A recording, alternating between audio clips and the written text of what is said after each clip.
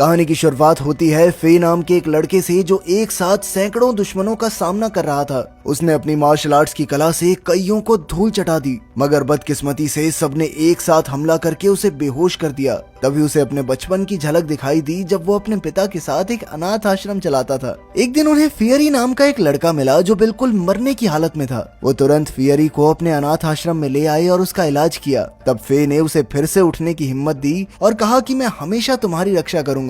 इसके कुछ सालों बाद देश का काफी मुश्किल दौर शुरू हो गया। जगह जगह क्रांति, युद्ध, गरीबी और दुश्मनों के हमलों की वजह से आम लोगों का बहुत बुरा हाल था। व्यापारियों के लालच के कारण सैकड़ों मजदूर समुद्र में मारे जाते थे। इसके बाद हम हांगपू नाम की जगह को देखते हैं जहां ब्लैक टाइगर और नॉर्थ सी नाम की गैंग्स का बोलबाला था। वहां के सट्टेबाजी, नशे और कोठों के व्यापार पर ब्लैक टाइगर गैंग का कब्जा था। इन व्यापारों को संभालने का काम मास्टर लुई के 3 बेटों के पास था, जिनका नाम था नॉर्थ इविल, ब्लैक क्रो और ओल्ड स्नेक। फिर मास्टर लुई ने नए सिपाहियों को भर्ती कर लिया और कहा कि उनमें से एक को वो गोद लेकर अपना चौथा बेटा बनाएगा। इन सिपाहियों में से एक फे भी था। जब वो सब मास्टर लुई से मिले तो उसने सबके सामने एक गद्दार आदमी को बेरहमी से मार डाला। इससे वहां मौजूद सभी लड़के हैरान रह गए, पर फे के चेहरे पर एक शिकन तक नहीं आई। इसके बाद उन सबको एक कप दिया गया और फिर मास्टर उसमें उबलता हुआ पानी डालने लगा। इतने गर्म पानी को कोई सिपाही सहन नहीं कर पाया, मगर फे ने उंगलियां लाल होने के बावजूद भी कप पकड़े रखा। इसके बाद मास्टर ने सबको अपनी दुश्मन गैंग नॉर्थ सी के लीडर को मारने का हुक्म दिया और कहा कि जो भी इस काम को पूरा करेगा वही उसका चौथा बेटा बनेगा। अब फे ने अगले दिन नॉर्थ सी के अड्डे पर हमला कर दिया। उसने अकेले ही सभी गार्ड्स पर हमला करके उन्हें ठिकाने लगा दिया। आखिरकार उसका सामना गैंग लीडर से हुआ। दोनों के बीच जबरदस्त मुकाबला शुरू हो गया, लेकिन अंत में फे ने अपनी मार्शल आर्ट्स की ताकत से अपने दुश्मन की ही तलवार से उसी का गला काट दिया। तभी अचानक नॉर्थ सी के कई गुंडों ने उसे घेर कर इकट्ठे हमला बोल दिया। कहानी की शुरुआत इसी जगह से हुई थी, मगर तभी फे के साथ ही बिग टूथ ने ऐन वक्त पर वहां आकर पटाखों की दुकान में आग लगा दी और फे को लेकर वहां से भाग निकला। जब वो ब्लैक टाइगर के अड्डे पर पहुंचा तो फे की बहादुरी देखकर मास्टर बेहद खुश हुआ और उसने फे को गोद ले लिया। वहीं दूसरी ओर जब नॉर्थ सी के लीडर के बेटे वू लॉन्ग ने अपने पिता का सर चौराहे पर लटकता हुआ देखा तो उसका खून खौल उठा। अब उसने अपने पिता के कातिल का खात्मा करने की ठान ली थी। उधर जब फे की हालत सुधरी तो उसे गोद लेने की रस्म में टैटू बनवाने को कहा गया। तब टैटू बनाने वाले ने फे को बताया कि ब्लैक टाइगर गैंग का एक खुफिया खजाना है जो सिर्फ 2 अलग अलग चाबियों से खुल सकता है। ये चाबियां इस वक्त मास्टर के बेटे ब्लैक क्रो और ओल्ड स्नेक के पास थी। मास्टर का बेटा बनने के बाद फे ने अपनी फौज के साथ नॉर्थ सी गैंग के इलाके पर हमला कर दिया। इस युद्ध में उनकी जीत हुई, मगर न जाने कैसे वू लॉन्ग वहां से बचकर भाग निकला। इसके बाद सभी लोग फे की इज्जत करने लगे और उसने गैंग को संभालने का जिम्मा उठा लिया। फे ने अपनी देखभाल के लिए ऑर्किड नाम की एक लड़की को रखा था जो शायद उसकी बचपन की दोस्त थी। एक शाम वो अपने बाकी भाइयों के साथ खाना खाने बाहर गया। हर कोई उसकी काबिलियत से खुश था, मगर नॉर्थ एविल उससे जलता था। उसने फे से लड़ाई करने की बहुत कोशिश की, पर फे ने उसे नजरअंदाज कर दिया। फिर अगले दिन मास्टर लुई के अंग्रेज साथियों ने उससे 300 गुलामों की मांग की। तब मास्टर ने अपने गुंडों से कहकर जबरदस्ती 300 लोगों को गुलाम बना दिया। इधर फे को बार बार अपना बचपन दिखाई देता था। एक दिन उसने ऑर्चिड को अपनी जिंदगी की कहानी सुनाई और तब हमें पता चला कि एक दिन फे अपने अनाथ आश्रम के दोस्त फियरी, फा और चुन के साथ खेल रहा था कि तभी ब्लैक टाइगर के गुंडों ने फा को अगवा कर लिया ताकि वो उसे कोठे पर बेच सकें। जब फे के पिता को ये पता चला तो वो तुरंत उस गुंडे को पकड़ने निकले, लेकिन तब तक बहुत देर हो चुकी थी क्योंकि वो फा को पहले ही बेच चुका था।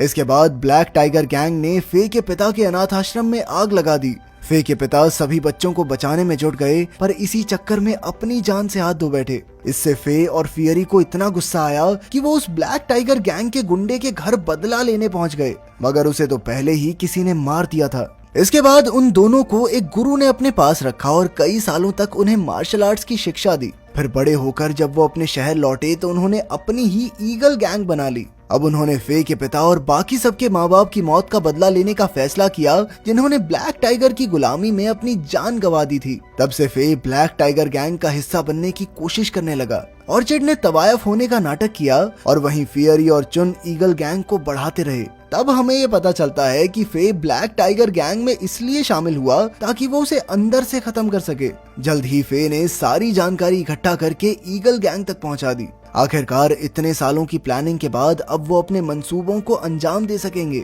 एक दिन फेयरी, चुन और उसके साथियों ने मिलकर ओल्ड स्नेक पर हमला कर दिया। फिर वो उसे एक सुनसान जगह पर ले आए और उसे तड़पा तड़पा कर मार डाला। इसके बाद चुन ने उसकी जेब से चाबी निकाली और उसकी डुप्लीकेट बनाकर वापस रख दी। फिर रात को उन्होंने एक संदेश के साथ ओल्ड स्नेक की लाश ब्लैक टाइगर के अड्डे पर पहुंचा दी। उस पर लिखा था कि सबको अपने बुरे कर्मों का फल मिलेगा। यह देखकर मास्टर का दिल दहल गया, पर उसने देखा कि चाबी सुरक्षित थी। फिर उसने ये चाबी नॉर्थ एविल को संभालने के लिए दी। वहीं दूसरी ओर फे मछली पकड़ने के बहाने फियरी से मिलने आया और उससे डुप्लीकेट चाबी लेकर अगले प्लान की तैयारी करने लगा। फिर शाम को फे ब्लैक क्रो के अड्डे पर सट्टा लगाने पहुंच गया। वो सट्टा लगाता और जानबूझकर हर बार हार जाता। अब उसके पैसे खत्म हो गए तो वो ब्लैक क्रो से 3000 सिक्के उधार लेने गया, मगर ब्लैक क्रो ने पैसा देने से साफ इनकार कर दिया। तब फे ने उसके सामने वो डुप्लीकेट चाबी रख दी तो ब्लैक क्रो ने उससे पूछा कि ये तुम्हारे पास कहां से आई। फे ने कहा कि ये उसे नॉर्थ इविल के पास मिली। उसने कहा कि नॉर्थ इविल तो मास्टर के असली चाबी देने से पहले ही डुप्लीकेट चाबी बना चुका था, मगर ब्लैक क्रो को उस पर यकीन नहीं हुआ। इसीलिए वो फे को लेकर शहर के एक सुनसान कोने में आ गया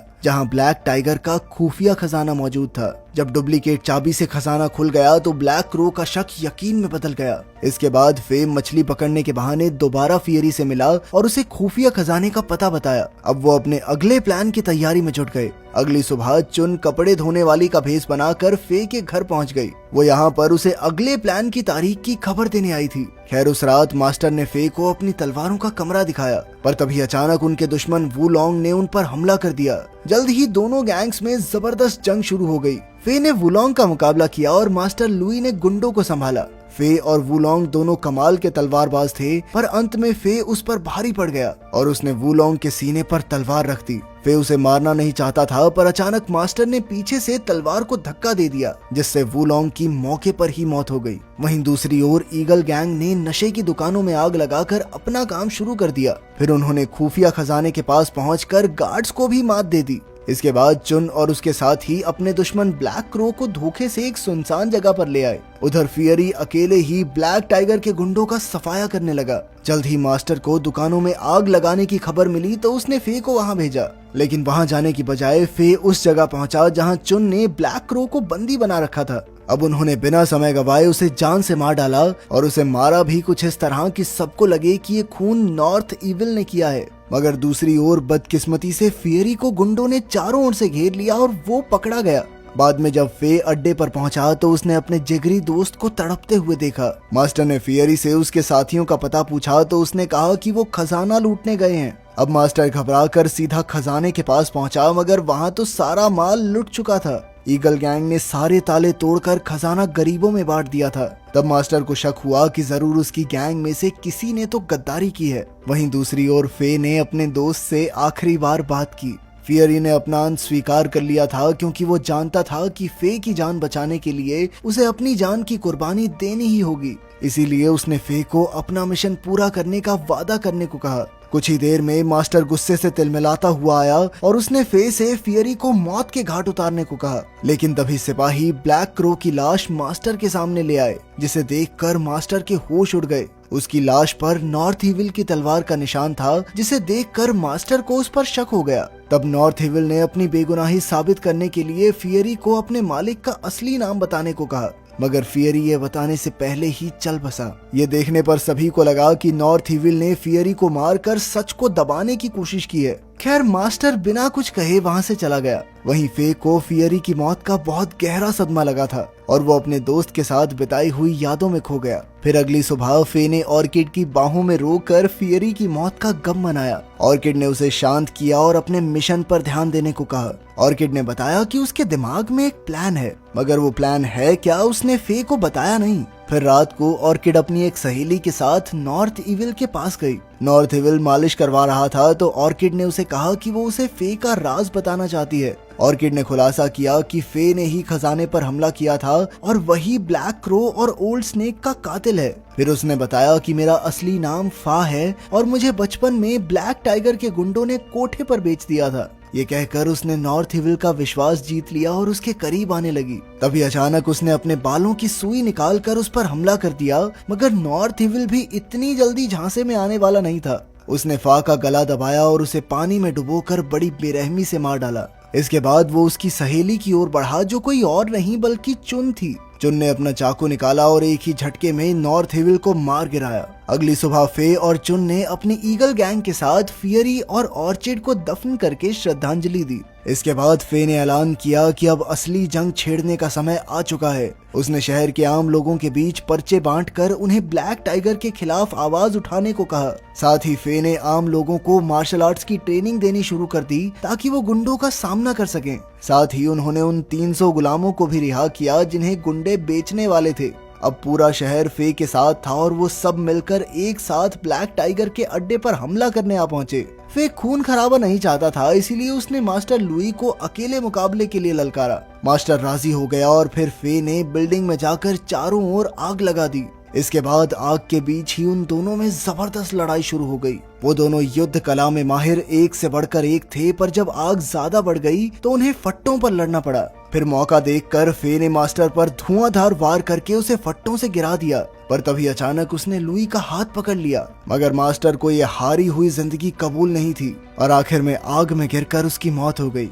आखिरकार हांगपू शहर गुलामी से आजाद हो गया और फे की गैंग ने सबको उनके हक का काम और पैसा दिया। अंत में फे ने एक नया मार्शल आर्ट स्कूल खोला और यहीं से हांगपू शहर में शांति और खुशी की शुरुआत हुई। अगर वीडियो पसंद आई तो लाइक कर देना, चैनल को सब्सक्राइब कर देना। मिलते हैं अगली वीडियो में।